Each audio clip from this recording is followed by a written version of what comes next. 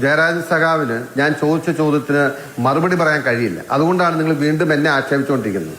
കോടിയേരി ബാലകൃഷ്ണൻ ജനകീയനായ നേതാവല്ലായിരുന്നു എന്ന് പറയാനുള്ള ത്രാണി അങ്ങയുടെ നാക്കിനില്ലാത്തതുകൊണ്ടാണ് ആ മറുപടി പറയാൻ കഴിയാത്തത്. കോടിയേരി ബാലകൃഷ്ണന്റെ മകനൊരു നീതി, പിണറായി വിജയന്റെ മകൾക്ക് മറ്റൊരു നീതി, അതാണ് ഈ പാർട്ടിക്കകത്ത് നടക്കുന്നതെന്ന് കണ്ട് മിണ്ടാതിരിക്കുന്ന, ശ്രദ്ധിക്കാൻ കഴിയാത്ത ആയിരക്കണക്കിന് സഖാക്കന്മാരുണ്ട്. അതിൽ ആ എണ്ണത്തിൽപ്പെട്ട ആളാണ് അങ്ങും എന്നെനിക്ക് പൂർണ്ണമായിട്ടും ബോധ്യമായി. അങ്ങയുടെ ഭാഗത്ത് നിന്ന് കൺവിൻസിംഗ് ആയിട്ടുള്ള മറുപടി ഉണ്ടായില്ല. പിന്നെ ഞാൻ ശരിയാണ് സഖാവേ, ഞാനൊരു കാര്യത്തിൽ കേസ് നടത്തിയിട്ടുണ്ട്. ആ കേസ് നടത്തി എന്തുകൊണ്ടാണെന്നറിയോ? ഇവിടെ ഒരുപാട് കേസുകൾ, ഒരുപാട് ആരോപണങ്ങൾ രാഷ്ട്രീയ പാർട്ടികൾ അങ്ങോട്ടും ഇങ്ങോട്ടും ഉന്നയിച്ചിട്ടുണ്ട്. നിങ്ങളുടെ CPM-ന്റെ നേതാക്കന്മാരും അതുപോലെ തന്നെ മറ്റു നേതാക്കന്മാരും ഉന്നയിച്ചിട്ടുണ്ട്. അതിനുശേഷം വരുമ്പോൾ അവരെല്ലാം തമ്മിൽ സെറ്റിലായി ഈ നാട്ടിലുള്ള ഒരുപാട് പേര് പറയും. അവർ പറയും ഇതൊക്കെ രാഷ്ട്രീയത്തിന് വേണ്ടിയിട്ടായിരുന്നു എന്ന്. പക്ഷെ ഞാൻ പറഞ്ഞ കാര്യത്തിന് എനിക്ക് ബോധ്യമുണ്ടായിരുന്നുകൊണ്ട് ഞാൻ തന്നെ ഒറ്റയ്ക്ക് ആ കാര്യം സുപ്രീം കോടതിയിൽ ഫൈറ്റ് ചെയ്തു. ഒരു കാര്യം അങ്ങ് ഒന്നും മനസ്സിലാക്കിയില്ല. ഒരു കേസ് കൊണ്ട് അങ്ങ് ശാന്തമായിട്ട് കേൾക്കാം.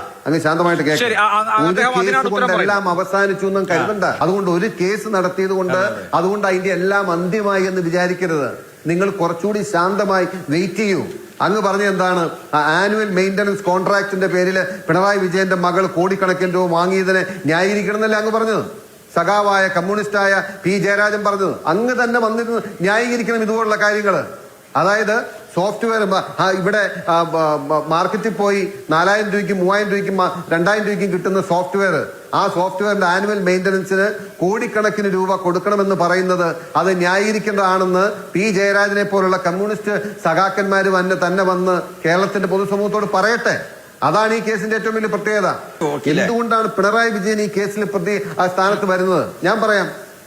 പിണറായി വിജയൻ പ്രതിസ്ഥാനത്ത് വരുന്നത് വീണ വിജയൻ അല്ലെങ്കിൽ വീണ തൈക്കണ്ടിയിലിന് CMRL കമ്പനി കോടാനുകോടി രൂപ കൊടുക്കാനുള്ള മറ്റൊരു സാഹചര്യം നിലനിൽക്കുന്നില്ല. ഒരേ ഒരു സാഹചര്യമുള്ളൂ. ആ സാഹചര്യം എന്ന് പറയുന്നത് ഈ പണം കൈപ്പറ്റിയ ആളുടെ പിതാവ് എന്ന് പറയുന്നത് കേരളത്തിന്റെ രാഷ്ട്രീയത്തിൽ അല്ലെങ്കിൽ അധികാര സ്ഥാനത്ത് ഏറ്റവും ഉന്നതിയിലിരിക്കുന്ന ആളും ആ കമ്പനിക്ക് ഏറ്റവും പ്രധാനപ്പെട്ട പൊല്യൂഷൻ കൺട്രോൾ ബോർഡ് എന്ന് പറഞ്ഞ വകുപ്പ് കയ്യിൽ വെച്ചിട്ടുള്ള ആളുമാണ്. സ്വാഭാവികമായിട്ടും ഈ പണം എന്തിനു വേണ്ടി കൊടുത്തു എന്ന് അന്വേഷിച്ചാൽ ചുമ്മാ ഇരിക്കുന്ന സ്ത്രീകൾക്ക് അല്ലെങ്കിൽ ചുമ്മാ ഇരിക്കുന്ന വീട്ടിലിരിക്കുന്ന ആളുകൾക്കാർക്കും CMRL പൈസ കൊടുക്കുന്നില്ലല്ലോ. ഈ രാജ്യത്ത് ഒരുപാട് ആളുകളുണ്ട്. ആർക്കെങ്കിലും കോടിക്കണക്കിന് രൂപ കൊണ്ട് കൊടുക്കണ്ടോ? അപ്പൊ അങ്ങനെ വീണയ്ക്ക് കൊടുത്ത പൈസയ്ക്ക് ബാങ്ക് ത്രൂ ആയതുകൊണ്ട് എസ്റ്റാബ്ലിഷ്ഡ് ട്രാൻസാക്ഷൻ ആണ്. അത് ആർക്കും നിഷേധിക്കാൻ പറ്റില്ല. ഇവർക്ക് എന്തിന് പൈസ കൊടുക്കണം? കോടിക്കണക്കിന് രൂപ. ഒരൊറ്റ സാഹചര്യമുള്ളൂ. അതായത് അവരുടെ അച്ഛൻ അല്ലെങ്കിൽ അവരുടെ പിതാവ് എന്ന് പറയുന്നത് മുഖ്യമന്ത്രിയും പൊല്യൂഷൻ കൺട്രോൾ ബോർഡിന്റെ ചുമതലയുണ്ടായിരുന്ന മന്ത്രിയുമാണ്. ഈ കമ്പനിയുടെ നിരവധി കാര്യങ്ങൾ ചെയ്തു കിട്ടേണ്ടതും അവർക്ക് കിട്ടിയ ആനുകൂല്യങ്ങളും വെച്ച് നോക്കുമ്പോൾ അതിനുവേണ്ടി കൊടുത്തു. അങ്ങനെ പിണറായി വിജയൻ ഇതിലേക്ക് വരും, കണക്റ്റഡ് ആവും. അതുകൊണ്ട് ഈ അന്വേഷണത്തിന്റെ പിറവിയിൽ പിണറായി വിജയൻ വരും.